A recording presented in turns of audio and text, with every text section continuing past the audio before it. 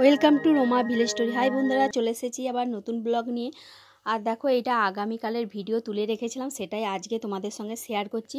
সকালে দেখো চা করে নিয়েছি, আর ছেলেরা গেছে মানে পড়তে গেছে ছেলেরা, আর আমি তোমাদের দাদাভাই দুজনেই চা খেয়ে নিচ্ছি। আর আমি হচ্ছে বিস্কুট দিয়ে চা খাচ্ছি, দাদাভাই একটু অল্প করে মুড়ি খাই, কেন দোকানে চলে যায়, আবার আসে হচ্ছে সেই বেলাতে। আর দুপুরের জন্য দেখো এখানে মানে রান্না করে নিয়েছি। আগামীকাল ছিল শনিবার, শনিবার আমাদের একটু নিরামিষই খাই। ওই করে সয়াবিন আলু দিয়ে একটু ঝোলঝোল করে তরকারি বানিয়েছিলাম, নিরামিষ তরকারি। আর এইদিকে বানিয়েছি দেখো সিম, ওলকপি আর আলু, টমেটো, ধনেপাতা দিয়ে একটা শুকনো শুকনো চচ্চড়ি বানিয়েছি। আর ওর মধ্যে একটু বড়িও দিয়েছি, বড়িগুলো ভেঙে গেছে।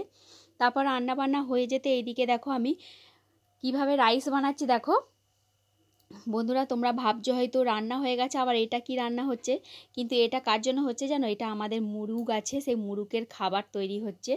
সব মানে সবজি দিয়ে আর চাল দিয়ে রাইসের মতন শুকনো শুকনো করে মুরগের জন্য এটা বানাই, মুরগকে খেতে দেওয়া হয়। আর মুরগগুলো আমাদের ডিম দেয়, খুব বড় বড় ডিম দেয়। তারপর দেখো বিকালে একটু বাগানে চলে গিয়েছিলাম, আর তোমাদের দাদাভাই বাগানে মাঠে জল দিচ্ছে গাছগুলোয়, আর আমি একটু মানে ছবি তুলছিলাম, ভিডিও বানাচ্ছিলাম।